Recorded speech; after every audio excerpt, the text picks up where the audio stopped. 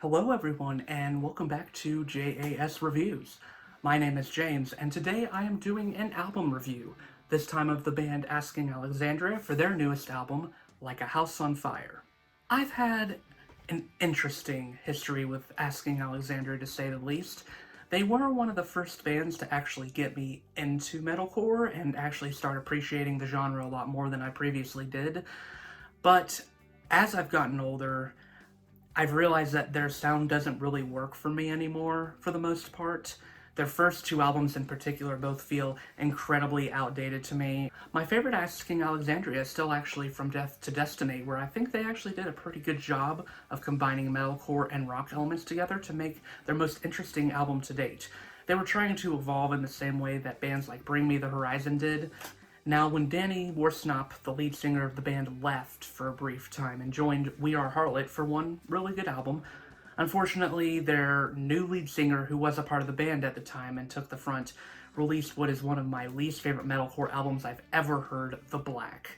I think it's simply an awful album, doesn't do anything at all for me, and is just super generic, super boring, and saw Asking Alexandria going back to their old sound, which sounded even more out of date in the 2010s when it was released. So I was very happy when Danny rejoined the band, and the band sort of revitalized themselves with their self-titled album back 3 years ago. I thought the self-titled album was pretty solid. It hasn't necessarily stayed with me, but there are some really good songs on it, such as Into the Fire, Alone in a Room, Vultures, and especially Hopelessly Hopeful, which has probably become my favorite song on that album. And I really thought it did a good job of combining rock elements and electronic elements in a pretty seamless fashion in some places. It could come across as generic and cringy in other places, but I was excited to see where the band would go next with their new album, if this was the direction they were going. Now, in interviews, Ben Bruce has called Like a House on Fire their most important album to date.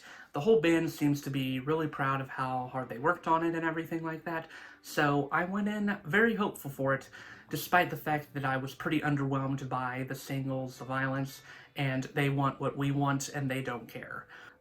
Unfortunately, this album does not work for me.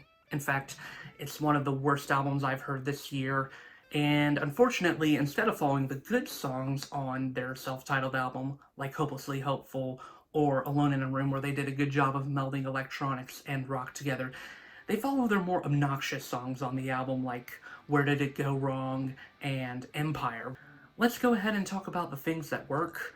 Unfortunately, they're very few and far between. I think the title track, House on Fire, is actually pretty good. It starts the album off in a pretty interesting way, sort of similar to how Alone in a Room started, with this sort of slow burn feel that eventually exploded into this really solid chorus. And I like the band using a house on fire as a symbol for leaving the toxic parts of their past behind and moving on to more positive things. I just wish that this album kept that through line because, ironically, the through line of this album, the thematic arc, becomes very toxic once it comes to the end, which we'll talk about later, but House on Fire was one of the few songs I did actually enjoy on this album. I suppose Here's to Starting Over is pretty good. It's one of the few moments of optimism that I felt was genuinely earned. It's one of the few bright spots on the album where the band isn't wallowing in their own self-pity or Danny isn't over-enunciating his own ego. So I did enjoy the song even though it was a pretty generic rock number and something that you could hear from almost any other band. And the final song that I suppose I thought was okay was They Don't Want What We Want and They Don't Care. I know I said in the beginning of my review that I thought this song was pretty mediocre, but unfortunately, in the context of the album, this is probably the best song here, next to House on Fire, and that's really saying something when I call a song that's overall mediocre being one of the best on the album. I'm not sure if I'm going to be able to get back into Asking Alexandria ever again after hearing this album. This was a pretty embarrassing release, not gonna lie. I was pretty disappointed in it, especially considering how much I thought there was potential in the band with their self-titled album. This album squanders all that potential over and over again. One of the first moments of this is easily the worst track on the album, Down to Hell, which is so laughably bad. Some of the worst lyrics I've read all year, and it's just Danny being his most obnoxious self. And the na-na-nas in this song, yes, there are na-na-nas in this song, and unfortunately they're used in a way that I don't think is meant to be ironic. I think it's meant to be taken seriously, And because of that, it comes across as even more embarrassing. One of the worst songs I've heard all year. Horribly overproduced, too. Just the guitars are way too loud in the mix. You can barely hear Danny's voice in some parts. The song as a whole is just a mess. We've also got Anti-Socialist, which I think the song should have been changed to Antisocial, because Anti-Socialist would imply that there's some sort of political message going on here, and there isn't. I don't think Danny's rougher, rockier vocals really work against these super synthetic and super clean electronics that don't ignite any type of emotion in me at all, really. This song is just a disaster, and I think it's proof that fans do have a right to be mad at the band for changing to this genre, especially when they're not doing the genre any favors whatsoever.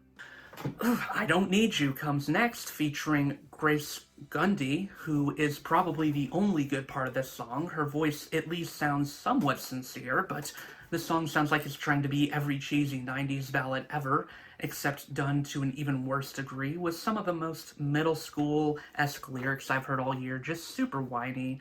You're gonna skip over it easily, and you won't be able to tell the difference, whether you hear the song or not, in my opinion. Probably the most embarrassing song here, besides Down to Hell, is All Due Respect, which is supposed to be an ironic song, I suppose, because it's not very respectful at all.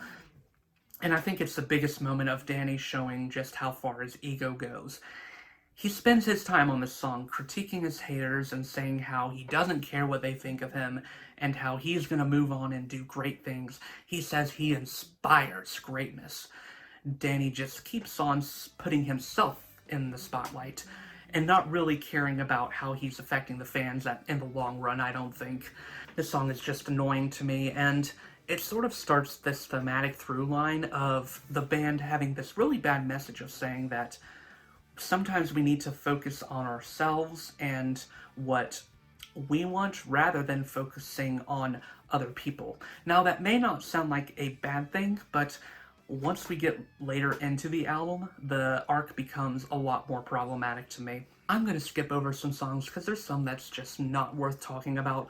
The next one to really mention is It's Not Me, It's You, which I rolled my eyes so hard at this song. I think songs with this title are just doomed to fail for me, because ultimately this song is exactly what I expected it to be about. It's an immature relationship track where Danny puts the other person completely on blast, completely for the blame, not having any part of himself to blame for any actions that he took. Musically, this song is one of the most generic rock songs I've heard all year. There's just not much to say about these songs that doesn't get to me just repeating myself, unfortunately.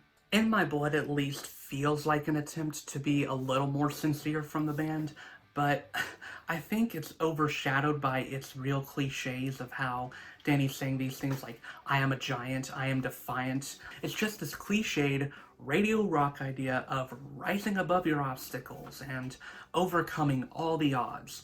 I think this song could have worked a whole lot better if the band had put a little bit more effort into the lyrics, but sadly, this song is just another example of the lack of effort this album as a whole has. Then we have The Violence, which is one of my least favorite songs on the album. The first time I heard this song, I did actually sort of enjoy it. It just sounds like a song that's going to be played on game day or on a wrestling show. I don't think it has much staying power besides that. Its overproduction makes the guitar sound super obnoxious and the electronics blow your ears out in not really a good way. Lorazepam is sort of the song that gives this album's thematic arc, and I don't like what this song says. First of all, it says, I don't care anymore over and over again, and it's one of the most obnoxious hooks in the album, and plus, it's sadly sort of a defining thing of how this album feels like overall. It feels like the band doesn't care, but besides that, Lorazepam has a chorus that I suppose can have some bombastic tendencies to it. There's a little bit more energy here than in other songs. I do not like what this song is saying. It's basically saying that in order to focus on yourself, you sometimes need to push other people out of your life and focus entirely on renewing yourself, on making yourself a better person. Now, on surface level, I think this message can be okay. Sometimes it is important to focus on bettering yourself. But I don't know if bettering yourself means that you have to push other people or stop caring about what other people's feelings are. I think that's a really toxic thing to say, and I think that's an especially toxic message to give to your younger fans. I mean, one of the main lyrics is, I've got it right here, "All due offense, I don't feel bad if I push you away." I don't know if I like that. I don't know if being a good person and improving yourselves means pushing others away or making other people feel bad by pushing them out of your life. I just don't think that's a good message. The band claims that it's a positive message in the context of this song, but I don't see the positivity here. I see it as another part of Danny's toxic ego of him saying that the haters don't matter to him, that he is going to inspire greatness to everyone, that he is proud of being an egotistical person, and that he's proud that he's antisocial. He blames other people for the problems in his relationships, and ultimately, if you don't fit into his narrative of what it means to make him a better person, then he's going to push you away. That is just a toxic message to me, and makes this album even worse to me, and makes me hate this album even more. I really can't stand this release, as you can tell. Asking Alexandria's Like a House on Fire, it could have been good. There's songs on here that show clear potential that the band could write some good rock numbers if they really tried. But this album just doesn't do that. It doesn't do that at any point for the majority of its duration. There are moments of greatness, there are moments of inspiration, but they're really drowned out by pretentiousness or straight up mediocrity. And even at worst, straight up embarrassing moments. I'm going to give this album a light 2 out of 5 stars. No recommendation from me. So yeah, that was my review of Asking Alexandria's album Like a House on Fire. What were your thoughts on the album? Let me know in the comments down below. And remember, this review is just my opinion. Once again, my name is James. I do reviews of both music and movies, along with the occasional commentary piece. If any of that sounds interesting to you, then please feel free to leave a like on this video and to subscribe to my channel for future content. And until then, I will see you all in the next video.